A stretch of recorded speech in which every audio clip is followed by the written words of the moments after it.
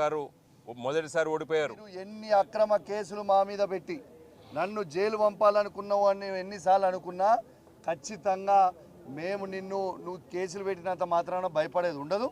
ఇంకా రెట్టింపు, ఇంకా కౌశిక్ రెడ్డి నువ్వు ఎన్ని కేసులు పెడితే కౌశిక్ రెడ్డి మీద అంత AK-47 అయితే గుర్తుపెట్టుకో మిస్టర్ రేవంత్ రెడ్డి. నీ కేసులకి భయపడేటోడు ఎవరు లేరని చెప్పి ఈ సందర్భంగా తెలియజేస్తా ఉన్నాను. ఇంకా ఎక్స్టార్షన్ అని పెట్టిండు. ఎక్స్టార్షన్ అంటే ఏంటిది? ఇలా రేవంత్ రెడ్డి గారు కాంట్రాక్టర్ల దగ్గర 20% కమిషన్ తీసుకుంటుంది ఎక్స్టార్షన్.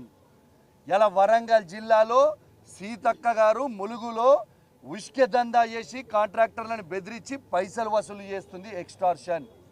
ఇవాళ కడియం శ్రీహరి గారు పేదల భూములు బెదిరించి గుంజుకుంటున్నాడు.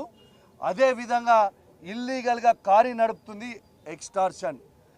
ఇక్కడ ఉన్న శాసనసభ్యుడు వర్ధనపేట శాసనసభ్యుడు ఇవాళ పోలీసు వాళ్ళ దగ్గర పైసలు వసూలు చేసి పోస్టింగ్ ఇచ్చింది ఎక్స్టార్షన్. బిడ్డ మీ బట్టలు ఇప్పుతారు రేపు మొత్తం మాట్లాడతాం మీ సంగతి. ఇలా శాంపుల్ చూపించిన రేపు ఎవిడెన్స్తో సహా ఏ విధంగా మీరు వసూలు చేస్తుర్రో, ఏ విధంగా మీరు అన్యాయంగా తెలంగాణ గవర్నమెంట్కి నష్టం చేస్తున్నారో ఖచ్చితంగా రేపు హైదరాబాద్ నడిబొడ్డున మా పెద్దలతోని డిస్కస్ చేసి ఖచ్చితంగా దాన్ని బయట పెట్టబోతా ఉన్నాను. రేపు ఎవరు ఊహించుకోని విధంగా రేపు ప్రెస్ మీట్ ఉంటుంది. అన్ని నిజాలు మొత్తం కూడా బయట పెడతామని చెప్పి కూడా ఈ సందర్భంగా తెలియజేస్తూ మరొక్కసారి కేసీఆర్ గారికి, కేటీఆర్ గారికి, హరీష్ రావు గారికి మరియు మా బీఆర్ఎస్ పార్టీ కుటుంబ సభ్యులందరికీ కూడా మరొక్కసారి నా చేతులు జోడించి శిరస్సు వంచి మరీ మీ అందరు కూడా ధన్యవాదాలు తెలియజేస్తూ, మరియు మీకు పొద్దున్నే కేటీఆర్ గారు, హరీష్ రావు గారు మా బీఆర్ఎస్ పార్టీ ట్వీట్ చేసింది. న్యాయస్థానం మీద మాకు నమ్మకం ఉంది, ఖచ్చితంగా న్యాయస్థానం మీద నమ్మకం ఉంది అన్నది, న్యాయం గెలుస్తుంది అన్నారు.